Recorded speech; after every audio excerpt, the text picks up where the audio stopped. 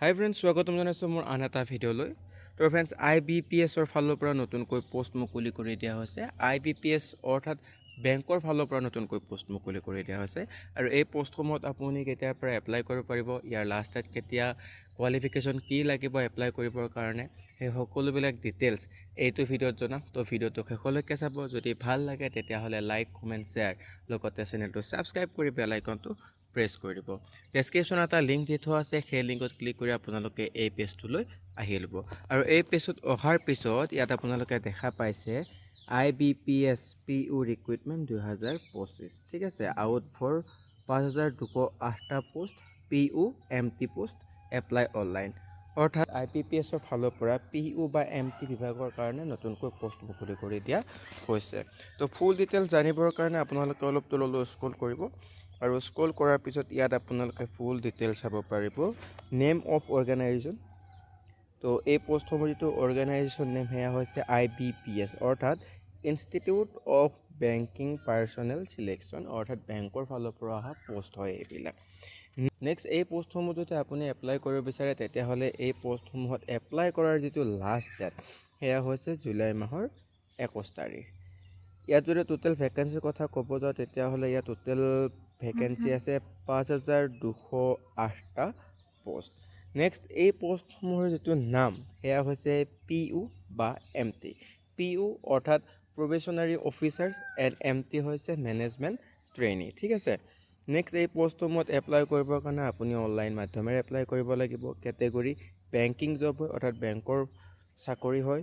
Next, job locations all India. ঠিক আছে। Next, আপোনালোকে অলপ তললৈ স্ক্ৰল কৰিব আৰু ইয়াত আপোনালোকে পোষ্টসমূহৰ নাম চাব পাৰিব। Name of the post PU অৰ্থাৎ probationary officers and MT management trainee. ঠিক আছে।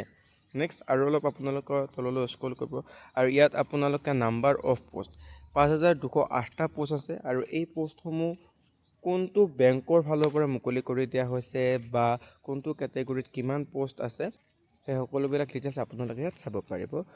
যদি মই বেংকসমূহৰ নাম কওঁ তেতিয়াহ'লে ইয়াত আপোনালোকে চাব পাৰে Bank of Baroda, Bank of India, Bank of Maharashtra, Canara Bank, Central Bank of India, next Indian Bank, next Indian Bank, Indian Overseas Bank, Punjab National Bank, Punjab and Sind Bank, UCO Bank, Union Bank of India.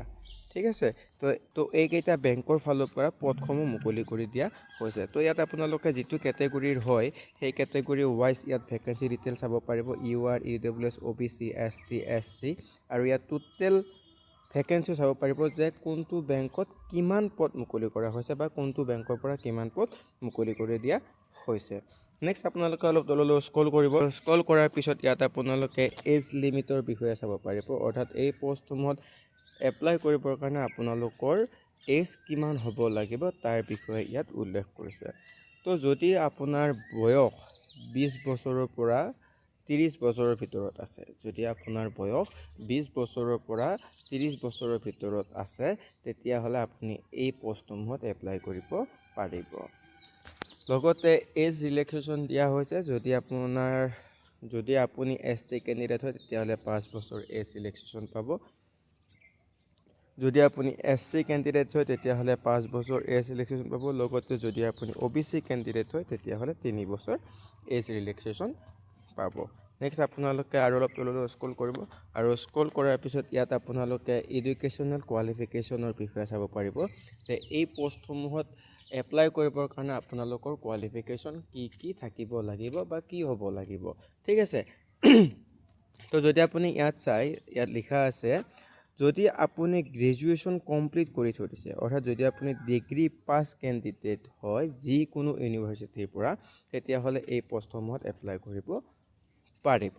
ঠিক আছে। আৰু আপোনালোকৰ যিটো ডিগ্ৰী পাছ সেয়া 21/8/2025 চনৰ আগত কৰা হ'ব লাগিব, তেতিয়াহে এই পোষ্টসমূহত এপ্লাই কৰিব পাৰিব। Next, the candidate must process valid marksheet. অৰ্থাৎ এই পোষ্টসমূহ যেতিয়া আপুনি এপ্লাই কৰিব যাব তেতিয়াহ'লে আপোনালোকৰ যিখন ভেলিড মাৰ্কশ্বিট সেয়া আপলোড কৰিব লাগিব, ডিগ্ৰী চাৰ্টিফিকেটো আপলোড কৰিব লাগিব। তো যিখিনি আপোনালোকৰ প্ৰয়োজনীয় নথিপত্ৰ সেই সকলোবিলাক ডিগ্ৰী পাছ কৰাৰ পাছত যি আপোনালোকে চাৰ্টিফিকেট পায়, মাৰ্কশ্বিট পায়, সেই সকলোবিলাক আপোনাৰ হাতত এপ্লাই কৰাৰ সময়ত থাকিব লাগিব। ঠিক আছে। নেক্সট আপোনালোকে অলপ তললৈ স্ক্ৰল কৰিব আৰু স্ক্ৰল কৰাৰ পিছত ইয়াতে আপোনালোকে এপ্লিকেশ্যন ফিজ চাব পাৰিব। যিহেতু এই পষ্টসমূহত এপ্লাই কৰিবৰ কাৰণে আপোনালোকে পে'মেণ্ট কৰিব লাগিব।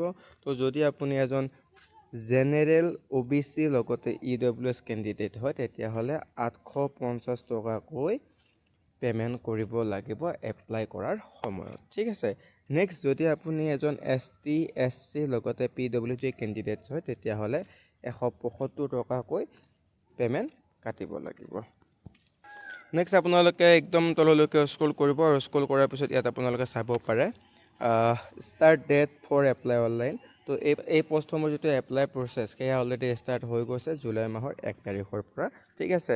তো জুলাই মাহৰ 1 তাৰিখৰ পৰা এই পষ্টসমূহত এপ্লাই প্ৰক্ৰিয়া ষ্টাৰ্ট হৈ গৈছে। লগতে এই পষ্টসমূহৰ যিটো লাষ্ট ডেট এপ্লাই কৰাৰ যিটো লাষ্ট ডেট সেয়া হৈছে জুলাই মাহৰ 21 তাৰিখ। তো জুলাই মাহৰ 21 তাৰিখলৈকে আপুনি এই পষ্টসমূহত এপ্লাই কৰিব পাৰিব। এয়া আছিলে IBPSৰ ফালৰ পৰা মুকলি হোৱা পষ্টসমূহৰ ফুল ডিটেইলছ।